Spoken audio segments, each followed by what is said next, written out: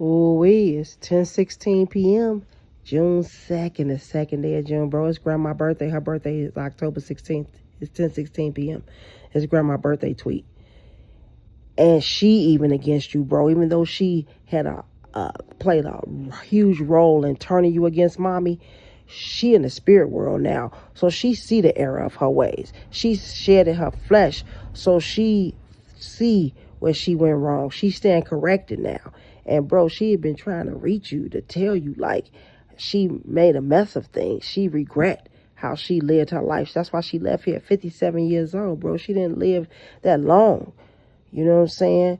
And you sitting here lying like it ain't got so good to you, bro.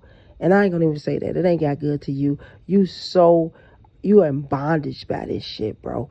You enslaved to it because you know that if you flip it and you tell the truth and you repent, that everybody gonna look at you crazy and all you care about is what people think about you. You so insecure, bro. You so starved for the ways of this world. You've been chasing this thing, this beautiful gift Most High gave you, and we all have it.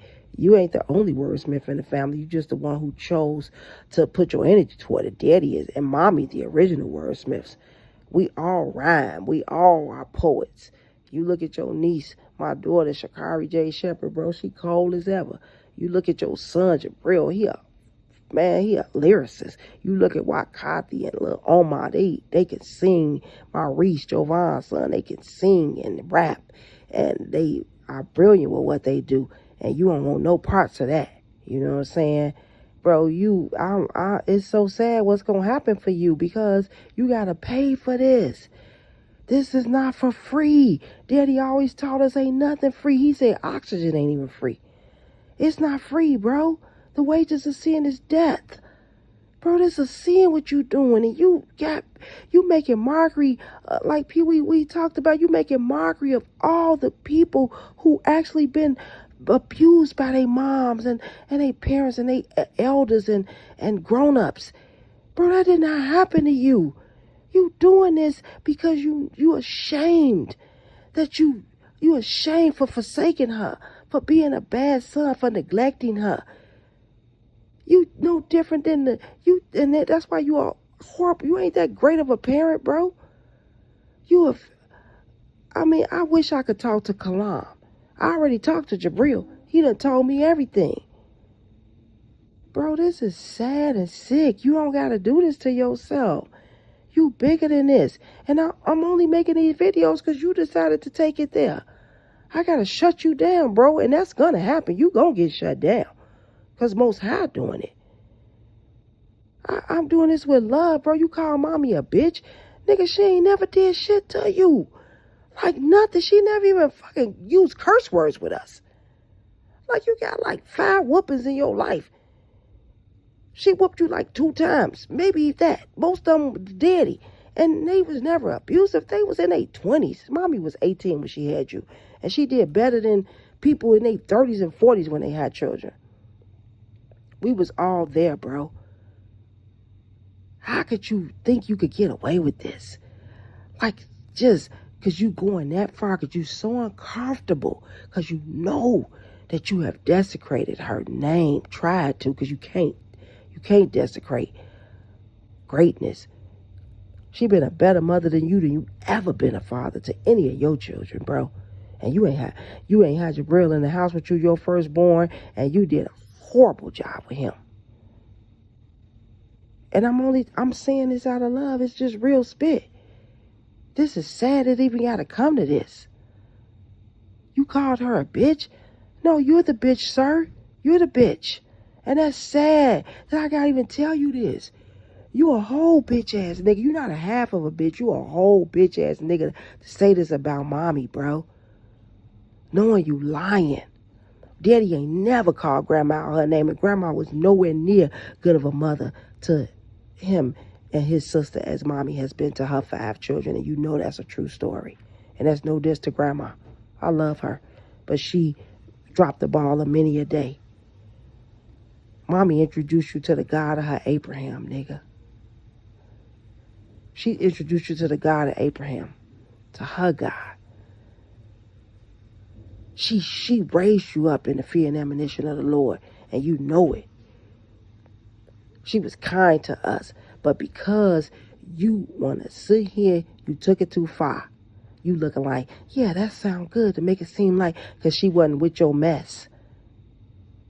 And you want to sit here and make it seem like she really did something to you. It's people out here who were truly, severely abused, damaged. I know grown-ass men who they mamas damaged their brain. I know grown-ass men who mamas just drugged them. They came in, they still suffering from PTSD in their 50s and 60s, 40s because of their mothers. And you sitting here playing like this happened to you. Talking about she broke your nose, you are alive from the pits of hell, bro. So what, we all just sat around while that happened? You went to school and nobody noticed a broke nose. How was you able to breathe? Stop playing. No, you suffer nosebleeds on a regular basis. Just like my daughter did, just like her Uncle Daryl, God rest his soul, did on her daddy's side. Just like her cousin Tony Tang did, who I love dearly, on her daddy's side. Some people, some children have nosebleeds. I don't know if it was because of sickle cell trait. I don't know why, but you always had real bad nosebleeds. Mommy ain't never fucking punched you in your face, did nothing harsh. She was a soft, gentle lady, and you know it. But you so ashamed of yourself for even speaking one word against her that you had to keep it going. You like, when people, because real niggas, they bring their mamas on the red carpet. They bring their mamas to Hollywood with them, which is sad, because Hollywood ain't nothing to even obtain. That's not an accomplishment, bro. You a disgrace. 12-8 is ashamed of you, bro. The hood is rejecting you. You went down to Greater Harvest. You really thought you did something at Michael Blakely funeral, boy. You couldn't even come to my own son's service. And I know you didn't come. I know you didn't, I know you wasn't absent from Shaquille service because you didn't like him or you didn't love us. You was scared to face certain people that you done burnt bridges with. But for you to be pompous and arrogant all the time, bro, you don't have to do this, bro. Our arms are open to you. Whenever you ready to repent, holler at your girl. This is ridiculous, bro. You deserve better than this. You know what I'm saying? Because what you doing to yourself, bro, at some point, it's going to be unfixable. Like you always told me, everything in life is deal withable. This right here is going to be undeal withable if you keep on doing this. You're not going to be able to deal with this, bro. How could you lay your head on the pillow at night? I know you in turmoil because you went and trying to tell the world that you this great success because you was a hitter for the moles. You wasn't no hitter for no moles, bro. Stop yourself. That's ridiculous. When you was 12 years old, bro, we was at church. You was at Boy Scout meeting. You was in altar call. You was at Terry service. You was at choir rehearsal. We went to church. Monday was choir rehearsal. Tuesday was altar call. Wednesday was altar call. Thursday we had a break. Friday was Terry service. We didn't get out till Saturday a.m. Then we turn right back around and come to church Sunday. All day. We didn't get out of church Sundays, most Sundays, till 1 a.m.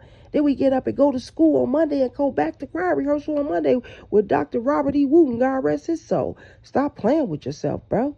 You way better than this. I used to be so angry. I used to be like, what is wrong?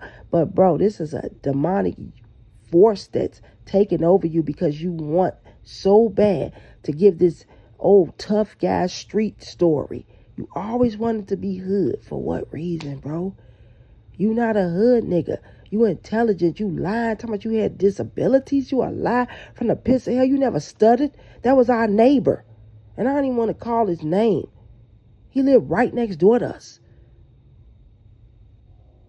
That's ridiculous. How dare you? You never had dyslexia? If anybody had it, it was me. And you know what I'm saying? Talking about you was diagnosed? Are you serious, bro? Why do you don't have to do this. You so creative that you went so far. It's like you like a Frankenstein type nigga. You just couldn't control. You like, I gotta go crazy and become a monster. You don't have to over whoop on everything, bro. You really over whooping on this shit. Like, I gotta play like we had this hard look. Daddy ain't never made you buy us no clothes. You stop it, bro. Just repent. And I'm only doing this because you doing it, bro. This is a case where I have to match your energy because we've waited and waited and waited for you to stop. And it's 2025 and you still decided to come with this shit at 55 years old. So since you wanted to come with this shit in 2025, I'm matching your energy, bro. And we still love you, mommy. She's so sweet. She ain't even tripping on you. She looking like the day he decided to repent, the day he come back to his senses, I'm still here waiting on him. Man, love you, bro. So sad.